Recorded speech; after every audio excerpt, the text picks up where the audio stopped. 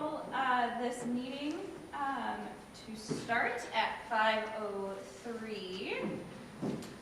Just to make sure that we can get everybody who is here included. If you would like, we can definitely go around and introduce ourselves as members of the board.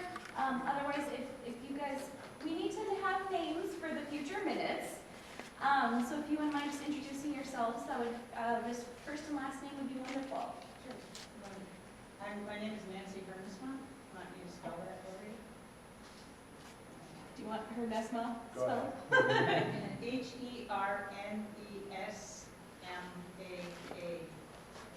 Oh, yeah. Exactly the way it sounds. Yeah. All right. Mary Mills. Mary? Did you spell that? Yeah. Just like it sounds. Wonderful. George Pond. George Pond. Any silent letters in your name at all, George? Okay, just making sure.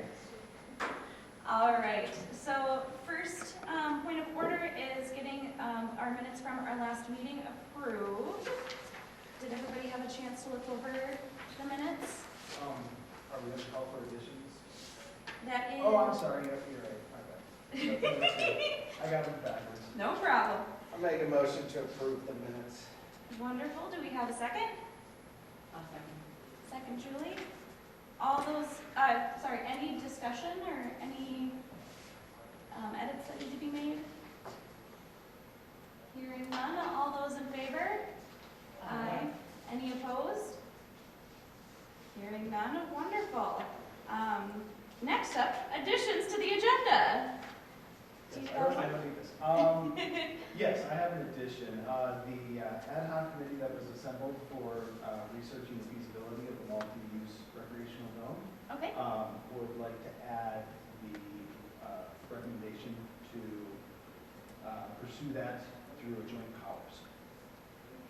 okay. Through joint powers. Wonderful. And preference of adding that at the beginning, adding at the end, just somewhere in there? Perhaps after pickleball. After pickleball? Okay. We can definitely do that. Any other additions or deletions? Hearing none, we will move right into pickleball. So, we did include some of the information in the email, but Mary, if you would like to give us a little bit of context, you're wanting to set up some lines at the Ely Rec Center, right? Yes, we were wondering if it would be possible to put down some lines on that cement slab where the basketball court is. There's enough room for one court. We have 4 courts at the that's on high school property, but sometimes those courts are not available or they're full. And with the popularity of pickleball growing, it might be a nice option to have an additional court for people to just drop in and use. Of course, it would not be during times when the rec center is being used by any programs from ECR. It would probably be mostly during the school day or some random hours. If the courts at the school are not available or are full, sometimes they're full and we'll have people stop by and they're looking for another court to play. And actually, it would also be a great addition, I think, for the rec center by itself is another option for the kids to play pickleball. We would donate a net for that program and some paddles and balls and members of the Pickleball Club. I can't speak for all of them, but I know a number of them would be more than willing to come and teach the kids how to play and get a program going there for them as another outdoor option for them. So, eventually the goal, of course, is to get some indoor pickleball courts somewhere or a bigger set of courts, but that's not happening in the near future.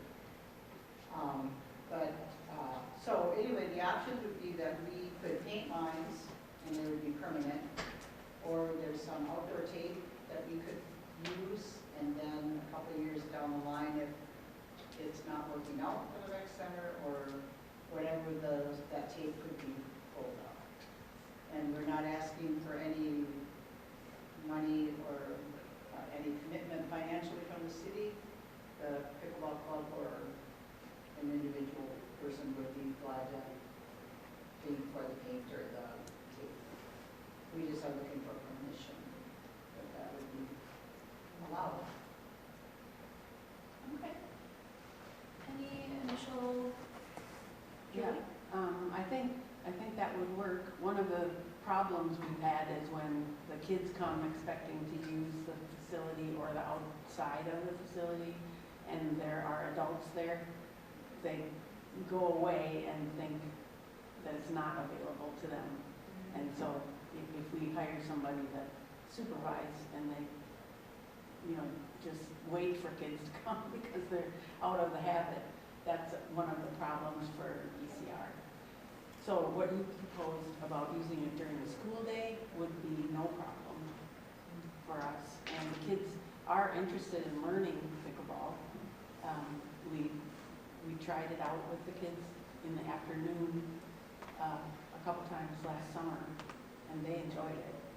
So I know that would be, a nice addition to what they do, what they can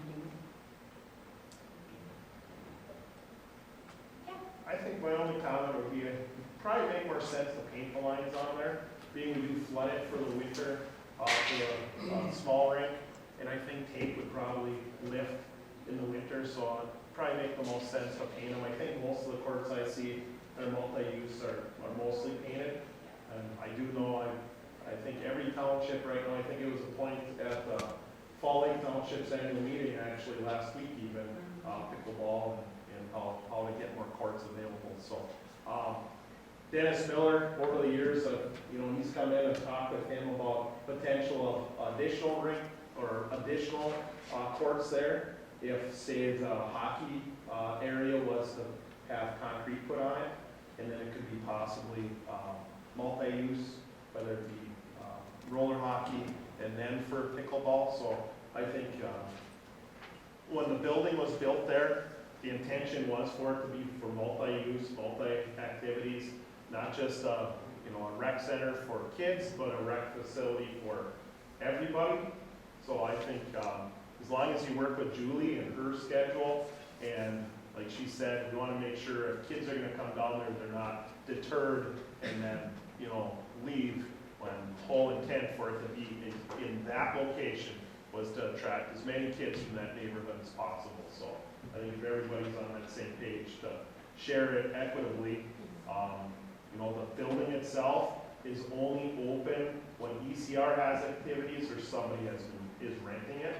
So that's when the facilities are available. So if it would turn into you want to use the indoor facilities as well, then we'd have to discuss some sort of rental type situation. So that's something. Okay, at this point in time, I don't see using the building at all. Even for the restroom?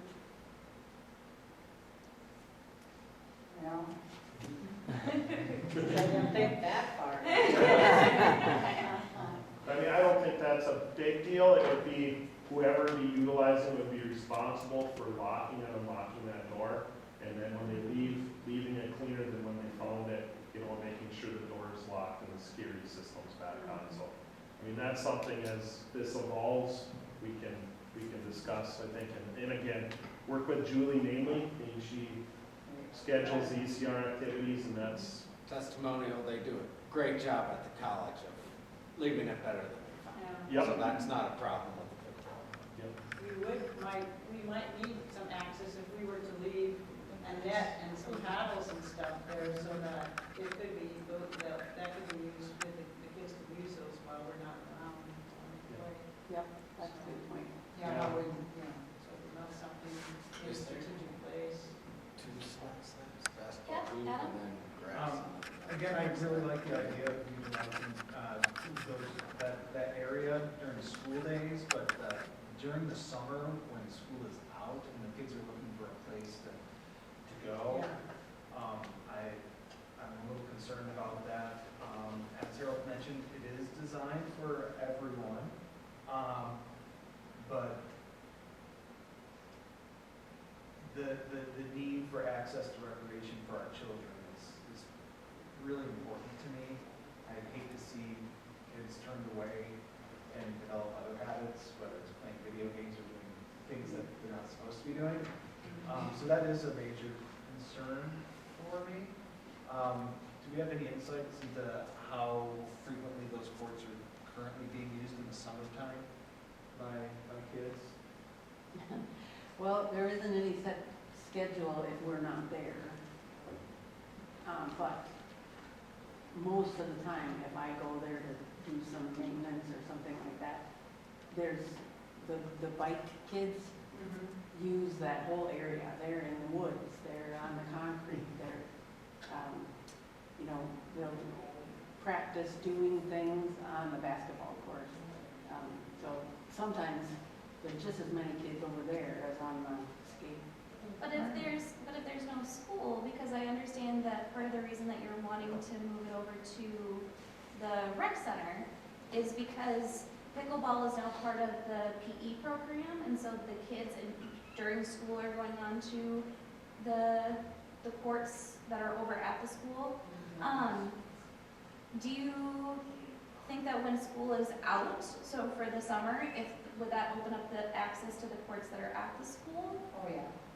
The main problem is like right now, Mm-hmm. when we can't access the school courts or in the fall. So I don't see it being used a lot in the summer, except perhaps the kids will use it in the summer. Maybe some overflow days that it's really busy or whatnot. And again, my experience of knowing the pickleball members from the college and working there is that I feel like they would also invite the kiddos in and be able to have that awesome opportunity for the kids that show up and are peeking around the corner, and I feel like they'd say, hey, you guys want to come play, and all of that. And I mean, you could just give a heads up to the pickleball members and make a little like spreadsheet of here's where the balls are, here's where the nets are, and if a kiddo shows up, please be inclusive and help them play, as opposed to.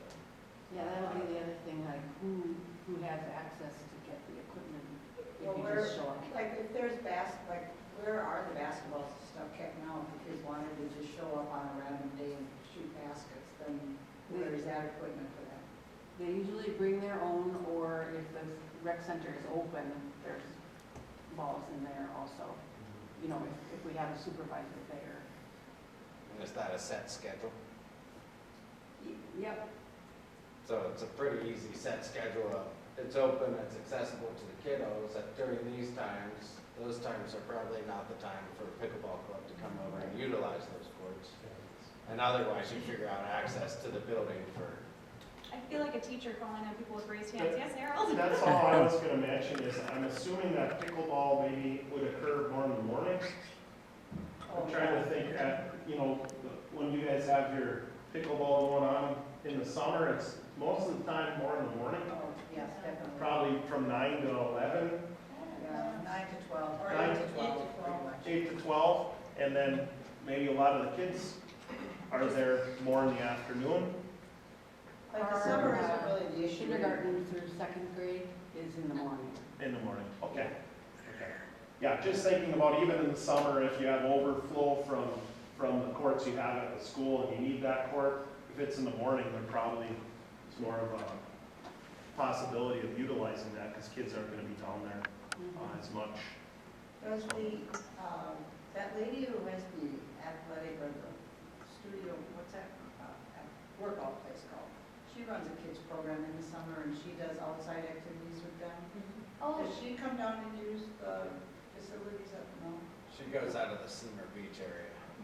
Oh, okay, because I know she has asked at times to use the pickleball courts in the mornings, but that's when we always have our club player.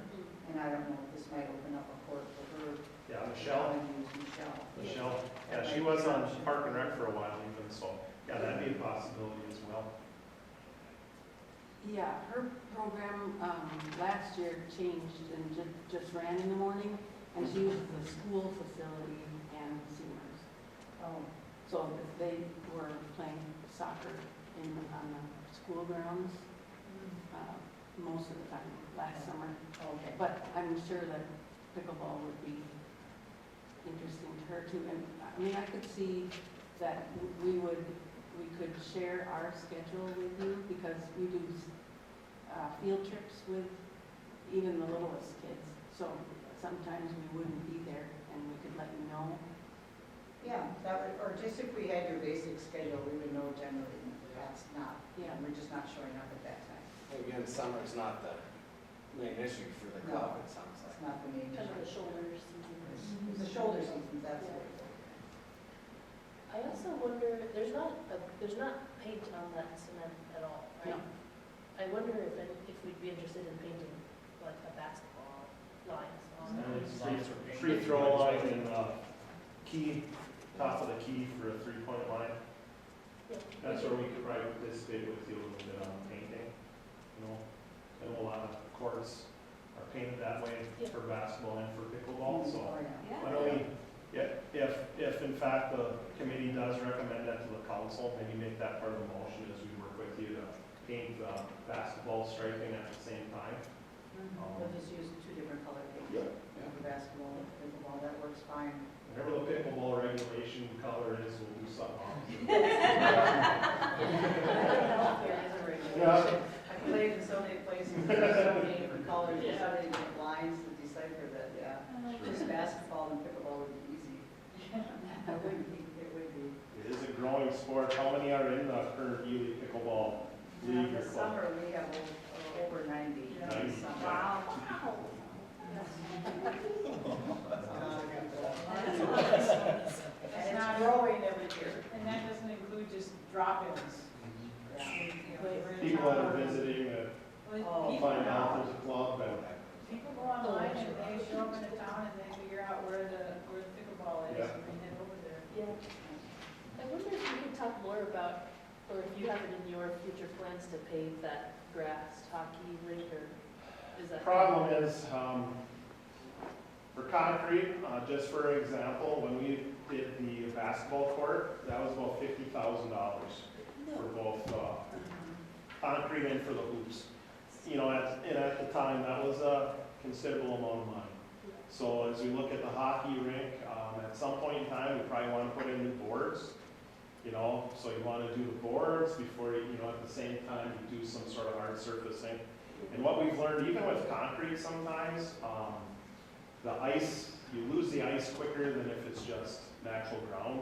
So that's something to think about too. So, you know, all those things come into effect, but I would say with the board, it would be a rather large project. But I think within that's 200 by 75 or 175 by 75, I think. What is a regulation pickleball court? 20 by 44. So you could fit 4 or 5 of them in there with Yeah. a nice You can fit buffer area. 5 or 6. It's nicely shaded. So the Blue Line is looking into some artificial, like interlocking pieces that you could put down. And they want ECR to write a grant to pay for it, but, I'd I say- mean, there is such a thing. I'd So say they want not. like artificial ice for the summer, type of thing that you can skate on, that hard I've heard of surface. 3 different kinds. One that you can actually skate with skates on, with Yeah. blades, and then there's one that people play hockey on with inline skates. And You'd still need concrete under it. they say no. Oh, Oh, you never get that level enough, so it isn't. Yeah. But So anyway, they have Interesting. just started looking into that and, you know, contacted us about raising the money. But I mean, that's something, as Park and Rec establishes, we talked about the comprehensive land use plan in the section for Park and Rec. Yeah. You know, pickleball, I'm sure it's not even included in the last revamp we did because there wasn't really pickleball going on that much back in 2014 probably. I know since, at times you did use, I think, the auditorium in the community center. That was where we started. Yeah, we had roller derby up there, and then we had pickleball, so, I mean, you just look how these things grow over time, so I don't think it's that far-fetched to think that we'd be able to expand at some point. And as you said, pickleball for all building, like the tennis for all building in Virginia would be kind of cool, you know, but looking for a big benefactor would be a great legacy for them, for tennis and pickleball, I think is what that one's being used for now, but yeah, it's just as we move towards prioritizing projects, you know, we do have some property to the south of the skate park, where we demoed a house on Washington Street. Oh, that vacant lot. That vacant lot, so, you know, there's a piece of property that, you know, if there's a lot of decisions to be made on what maybe that could be used for in the future, but, you know, it's just possibilities. I know when Dennis brought this to me a few times over the years, it's always, where do you think we can put it? And it's always, well, it all depends on how big it is, it all depends what you want, and, you know, so I think to start with this would be good. Yeah. So do I have a motion to recommend to the council that both pickleball and basketball lines be painted at the rec center? I'll make that motion. I'll second. First, Bud, a second, Julie. Any further discussion? Can you describe the net, and it does need to be put away after each use, right? Well, the net we have that we would donate, yes, does need to be put away each time. I could bring it up to our pickleball board. I'm not on the board anymore. Nancy's a board representative here. There are, however, nets that are on wheels that can be left out permanently, and you just roll them off to the side. And then when you want to use it, you just roll that on. It's a permanent outdoor net. I think we'd like one that we could put in the shed when it's not being used. I was just saying, I think a shed or some sort of like, if somebody made a little box with a lock that is the Pickleball Club number that is also shared with ECR, that's an outdoor thing, and boom, you go and tell them 1, 2, 3, 4, or At pop it out. at the school, we just have one of those, I don't know what company makes them, but it's a plastic little Suncast. Suncast. Yep. And that's Yeah, what we what I was call thinking too. our extra stuff there. Right. We can just put a lock on that. Okay. That sounds like it would work, so that somebody else doesn't have to come and unlock to lock it up, or, you know what I mean? Yeah. Yeah. Right, You share that combination with everybody that's interested in it. That'll work. right. Okay. Any further discussion? All those in favor? Aye. Any opposed? Hearing none, that recommendation will go to council to have those lines painted at. Thank you for your time. Thanks. Thank you. We appreciate you bringing it forward. I'll have to learn the pickleball rules. Major rule is have fun. Yeah, All right. it looks like everybody's having fun with it. Stay out of the kitchen. They're usually smiling. Yeah. All right, and then Adam, you have some updates on the feasibility report? Yes, before that, we do need to make a motion to have that added. There was never a motion made to have it officially added to the agenda. We just added it over the agenda. Oh, okay, sorry. So, I've never done a vote for an addition. So Adam made a agenda motion, before. and then somebody needs to support his addition to the agenda, and then you just vote on that. When you do additions or deletions, Okay, so. so we just need a support for that addition to the agenda? Okay. I'm sure we're gonna have a discussion on it here momentarily, but, all of those in favor of the addition? Aye. Any opposed? Okay, thank you. All right, go for it, Adam. Sure. Just recently, I held a public forum. Basically, we just opened up the floor for conversation, and the multi-purpose recreation dome came up as a topic, and there's a lot more interest than we knew was out there. Okay. The college in particular is very interested, and other entities have expressed interest as well. The ad hoc committee consisting of Chris Winkleman, Mr. George Pond, and myself. We met a couple of times last year, and then we had some periods where we weren't able to get together. I was gone for a while, and then the holidays, and well, here we are. So I reached out to Chris and in an email a couple of weeks ago. One of our sticking points was being able to find a way to convince the city council to fund a $35,000 to $40,000 feasibility study as a single entity, and that being one of the major obstacles. As I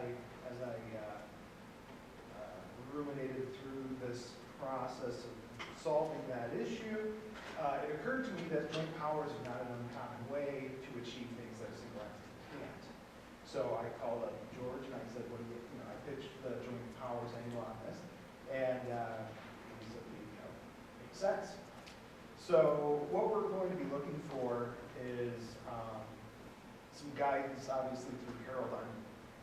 I've never dabbled in the joint powers thing to understand enough about how it works, and if joint powers can be formed as an ad hoc committee, as an unofficial committee per se.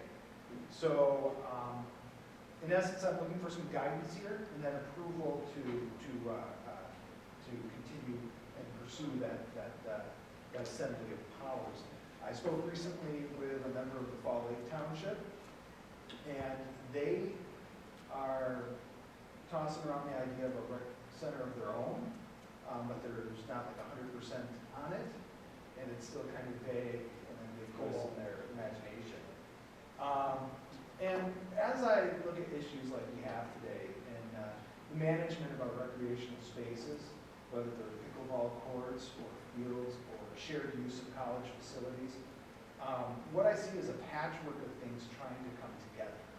And I think what we need is one location that can help manage all of those facilities, and that's a single unit multi-purpose dome that can accommodate several practices, courts, floor space, even a small playground, if you will. And we've been through the whole, all the key points in the design of such a facility. So again, it's just self-evident as we continue this journey toward feasibility that there is a need standing out there. So that's kind of the background, and I'm not sure if George had anything to add further. No, I'm a proponent. I'm a Fall Lake Township resident and business operator. So I absolutely see it being valuable to the greater community. And just to point, just to kind of talk about next steps, I think however it gets pitched to either other joint powers or to the council, I think is just outlining that feasibility study, what's important inside of it, and there's a lot of levels that I've already heard from our conversations and can hear in the community, not the least of which is having that programmatic conversation, right? Making sure that's owned in the feasibility study in terms of what it's used for, but not only that, how you get feedback and input in the design process probably, because it's going to be one of those things. And then the whole technical aspect, which is really kind of getting either a range or options on the building technology systems that are available for these home tech things, and or the kind of civil and other engineering that needs to go into the siting of it. And of course the financial part of it, right? Whether it's bonding or whatever pieces need to go through that. And then somehow I think an actionable part of it, which is making sure that we are getting a quote in a feasibility study that is leaving us in a position that you're one step away from writing an MOU or signing an MOU. You're a step away from putting out a bid for design services or whatever is next, or putting it on ballot. I'm really ignorant of what steps we have to take in terms of whether it's on a ballot. But obviously a feasibility study, owning those things, and you got to do this. These are things you have to do. And sorry, the financial is also the operational and long-term maintenance of the thing, right? So it's got to own a life cycle, frankly. So sorry, that's. No, thank you. I And remind me, joint powers is City of Ely, well, yeah, It all depends on which joint powers you're talking about. okay, You know, we've got Ely Area Ambulance Joint Powers, yeah, which the entities are Fall Lake, City of Winton, Morris Township, City of Ely. It's how that ambulance service joint powers collect tax dollars, and then they are given to the ambulance service for operating the ambulance service. You know, we've also got Ely Area Economic Joint Powers, which brings in the college, brings in all those other entities, includes the school district. So there are various joint power organizations, and it all depends on what the issue may be. So when we look at our economic joint powers, which includes, I think the college might be a piece of that. School is, of course, the hospital, the township. So you almost look at the membership of that as probably the membership that you would like to include in this discussion. So I think the best first step is for the council to support, working towards the joint powers, to gauge their interest, because you probably will need to go to Town of Morris, Fall Lake, City of Winton, talk to the school, talk to the college, talk to the hospital, and I can find that joint powers agreement when those entities join that, and whether or not this is something that would fit within that formation of that joint powers or not is something we can look at. But I think, the next step is to, start to get the entities on board to at least go to that next step, because, if a feasibility study is 25,000 or whatever that number might be, you're going to need all these entities to pull together, to do it, because the end users are going to have to be the townships, the school, of course, the college. So is the Chamber and the Tourism Bureau on that board as well? Because that's another one that I can think wanting to have some input in with it too. And again, I'm not saying they don't have input, it's just they're not voting yeah. members of that joint powers. It's usually the governmental bodies and those others. So let me look at that first. But I think right now from Park and Rec, if that's a direction, either you table it until the next meeting, or bring it as a recommendation of the council to look into that. And then the council can direct me and probably Kelly to look through the, what kind of joint powers this could possibly look like before we start going down some path and then go, oh, well, yeah, we can't do this, So maybe there's an intermediary step here. Maybe we got to go back, look at the joint powers we have, figure out how that would work. So, if that's something Park and Rec wants us to work on. Harold, I also wonder about bringing the Forest Service and the federal entity into this, seeing as there's access to FEMA dollars. There are ways of creating, for instance, when Hurricane Katrina hit New Orleans, a lot of people took refuge in their Superdome because of the structural design. And I sent an email to one of the architects to see if these domes can serve that purpose, and if so, if we'd have access to federal dollars, not only through FEMA, but through the infrastructure bill that had gone through that promotes the building of such things. Might want to make it fireproof. They just may offer a fire retardant material for the dome. But I think that'd be the next step, is just kind of investigate this joint powers and how that would look, and at the same time, kind of gauging the support from your township folks that have shown interest. So, in your recommendation, would you say that it would be better for us to get our joint power boards in order to know which one we want to go to before we bring it to council? Yeah, I think, or should it go to council? Recommend the city council direct city staff to investigate joint powers when it comes to a possible joint recreation type facility. Okay. I'd make that motion. You make that motion? Oh, yeah. Oh, no, I don't interrupt the motion, I do have just a comment. Okay, well, Okay, discussion. we'll get there. So we have the motion, do I have a second? I second that motion. All right, Bud seconds. All right, and Discussion?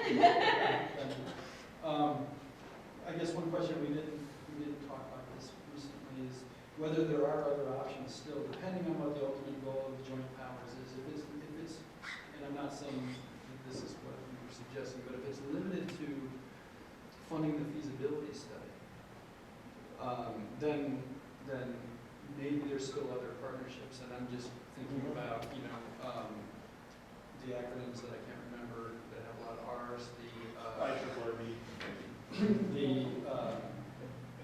Other entities like that, Northern Lakes Arts Associations as a partner, things like that may actually tap into other grant dollars or other funding dollars for things just like that, right? And maybe FEMA, in a similar vein, has access that, whether, whoever the applicant needs to be, the requirements for the applicant, that FEMA might have dollars as well. So, there could be other ways to cobble it together. Not that it shouldn't look through joint powers, but, the joint powers certainly would be an entity that would have more legs later, and that would be really valuable. So, Depending on how this would come together and what the funding sources would need to be, like the IRRRB, I don't foresee us going to the IRRRB for funding to do a feasibility study. I'd see us going to the IRRRB if we get to a point of it being feasible and then needing the money to build it. It's kind of the road I would say, because we don't like going to them for the small nickel and dime. We've got an application on their docket for in the next 2 weeks for $850,000 for a housing project. So that's kind of how we try and take care of the stuff ourselves at the first level, and then when we get it to a point where this is feasible, here's what we're going to do, here's where we need your help. So, thank you.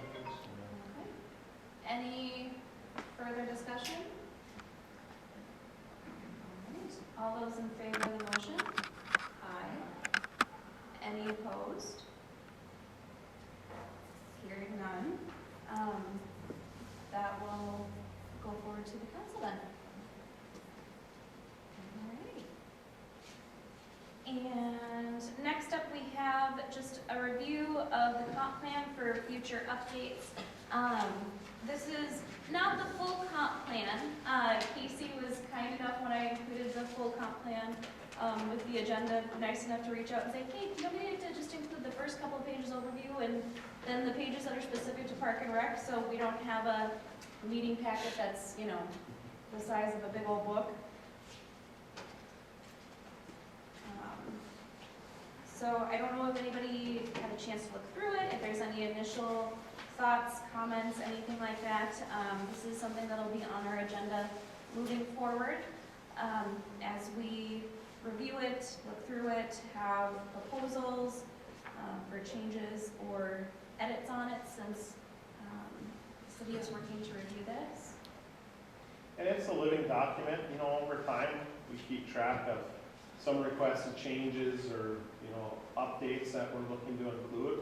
Like I just said, with pickleball, when it was originally put together, it was probably known, but it really wasn't something people thought needed to be, included in a list. Well, now we realize that we've got 90+ people in the community and the surrounding area that are participating, plus all of the visitors that come. I know when I drive by in the summer, it's holy moly, there's a lot of people out there playing pickleball. So, anything we do in the future, it'd be nice to incorporate it, knowing that Fall Lake Township, Lake County is talking about some possible recreation facility. It doesn't necessarily have to be in Ely. If it's in the Ely area, it's, that's something how we look at our partners and see where within our comp plan we can say, incorporating sports as pickleball into our future recreation facility planning, those types of things. So I know there's been discussion about other additions for recreation, a dog park, those sorts of things, where I know a dog park last fall, I went and looked with that little task group at a potential location over at the softball fields. I know the next step is they're supposed to talk to the softball association. I don't know if that's occurred yet or not. But that's, that's something, if Park and Rec, that's a priority, included in that is your kind of goals and objectives, what are the goals of Park and Rec over time. 30 years ago plus, there was a alpine ski hill, and a ski jump. Obviously, things change over time. Now it's Nordic skiing and mountain biking. So that's where we just need to keep all that in mind as we update that. So, and we can look out as far as you want. A sports dome.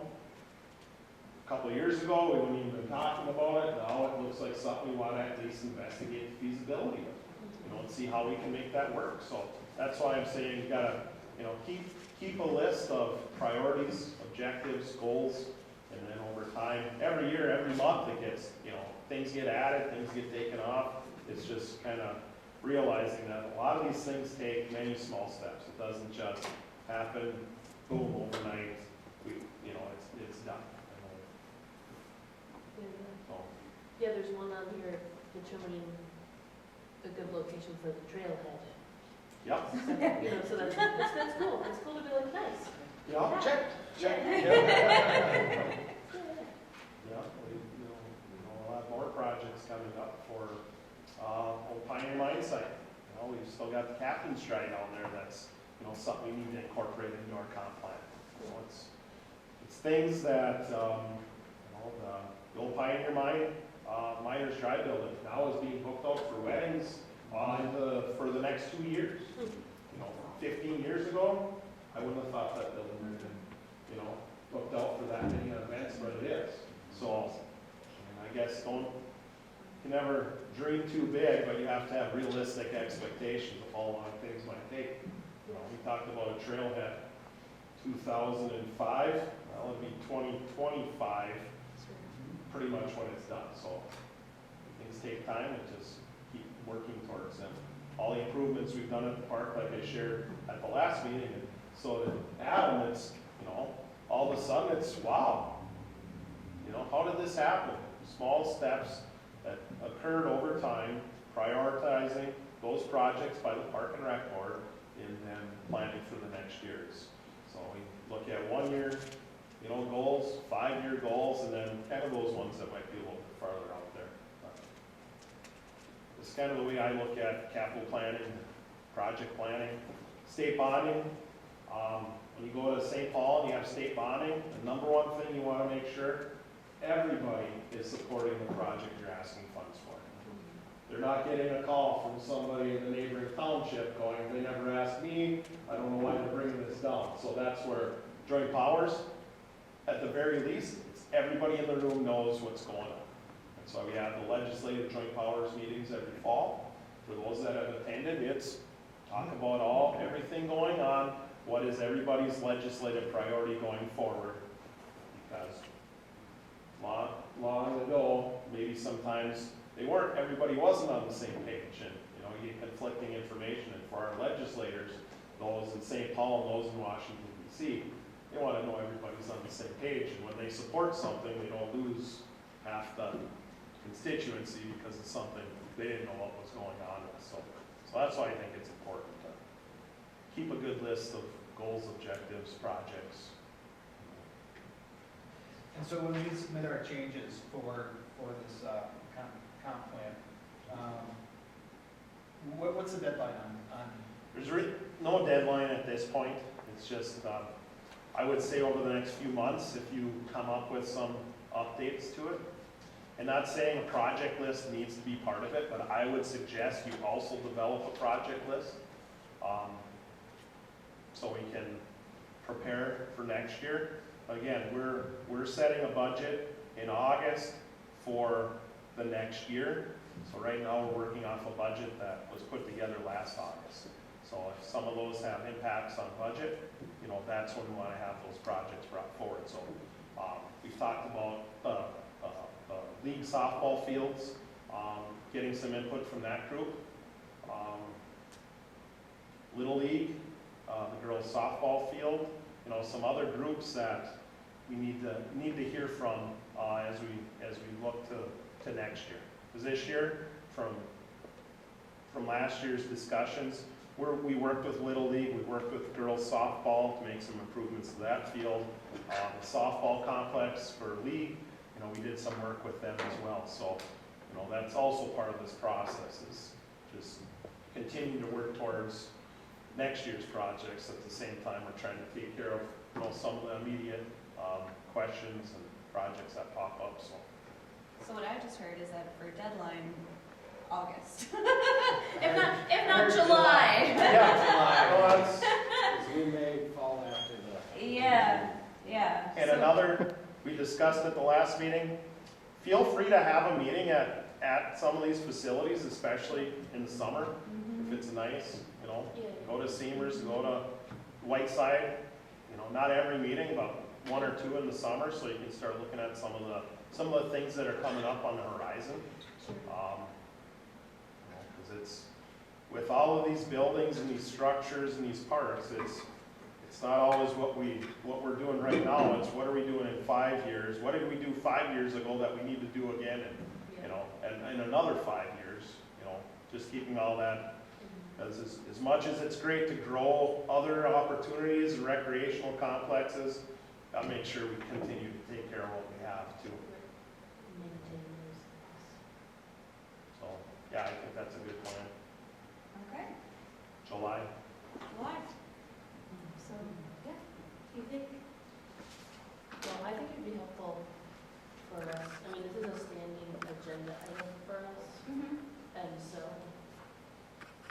to do some homework and come back next month of reading through this stuff and brainstorming and coming back and adding all the new stuff to the agenda. Yeah. Is where I would see we can go forward with this, unless you want to talk now. Homework's good. Yes, I would agree with the homework.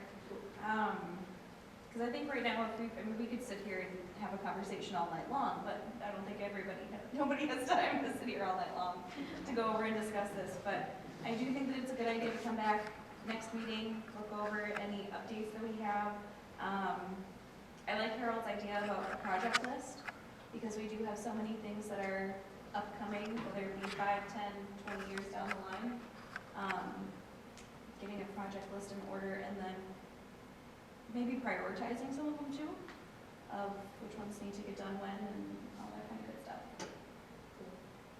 Yeah. I just have a quick question about not about pickleball. That trail that's going in, who would you submit ideas for what should be at that trail at? It is gonna be under construction in about a month and a half. So, No ideas. well, what it's meant for is for trail and visitor information. So what we'd really like to do is post, think of it as when people come to Ely, the first spot they're gonna stop at will be this trail. So it's more of a visitor's rest stop, and then trail information for ATV, snowmobile, Wasabi Trail, or single track mountain bike trails, any other recreation opportunities. North Country Trail. So that's kind of in essence what we want to do there. We are working with the Forest Service, where the Forest Service hopefully will have some staff there that'll assist as well for visitors information. But it's more of I guess as a trailhead, because ATV, Wasabi, snowmobile trail all kind of converge in that same area, and then we're still pretty close. Arizona connects right to Hidden Valley and all those snowmobile trails. So yeah, I guess right now, as far as what we share as information there, we haven't put any of that together. So it'll have bathrooms, it'll have lockers for those that are coming on, say, a bike and they want to take a rest there. There'll be a lounge area, concession, Was there or has there been any talk of possibly putting 2 little tent pads there for people who do bike in Wasabi and they're bike camping, so they have a place right in town? That's where they can set up their tent and they just have water and a bathroom, and then they can access downtown easily and the There will be restaurants? some green space there. I guess overnight camping isn't something we've really considered.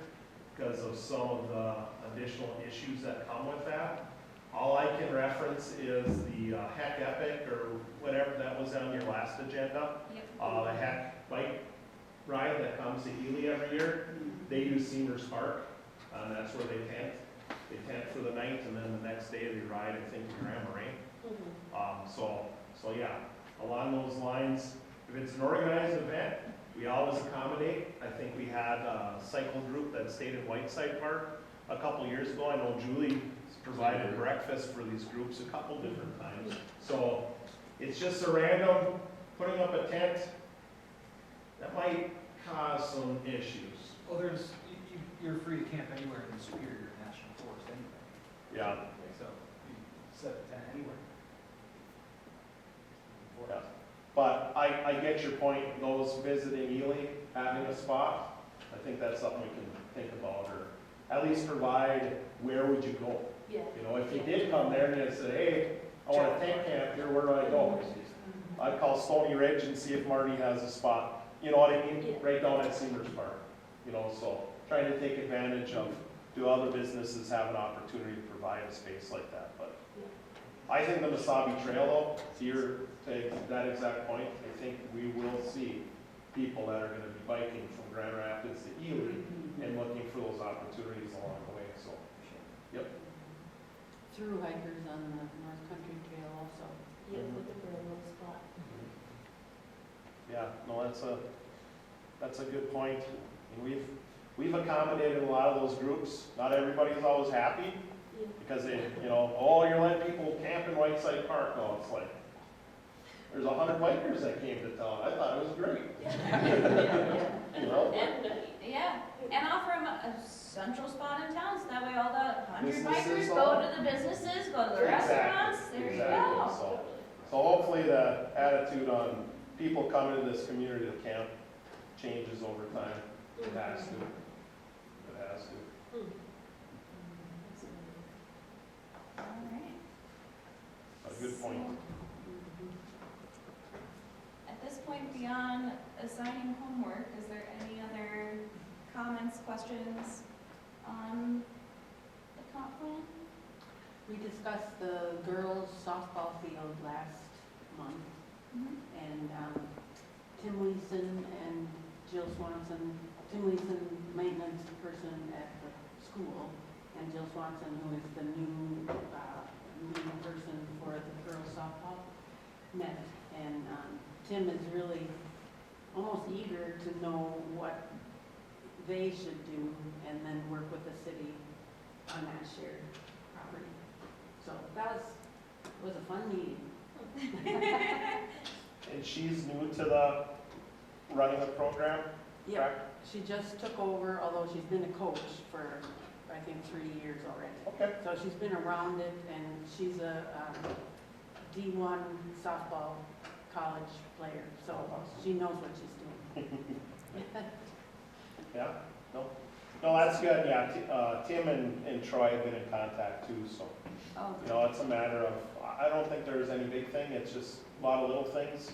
If we can make sure everybody's working together, communication's the key.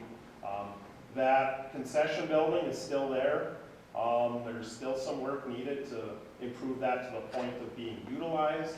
That was, Tony Urquique stopped by on the election, talked to me about that a little bit. You know, so that's something, I don't know, over time, again, I'm saying not necessarily this year, but over time, that concession building, maybe that's something. And that's sitting on city property. So, but the intention was for that to be the concession for girls. Girls softball really hasn't functioned as that.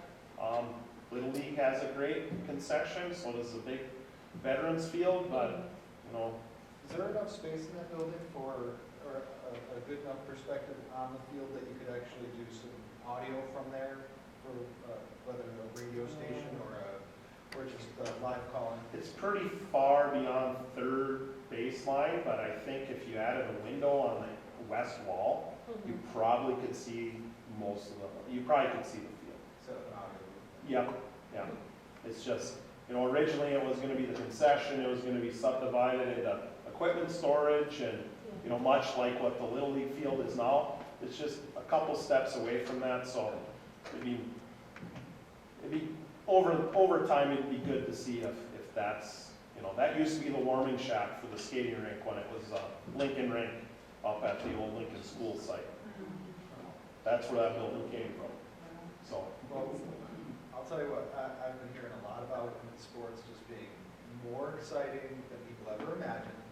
They never got the spotlight, now they're coming into their own, and it's amazing. It's Let's get on board.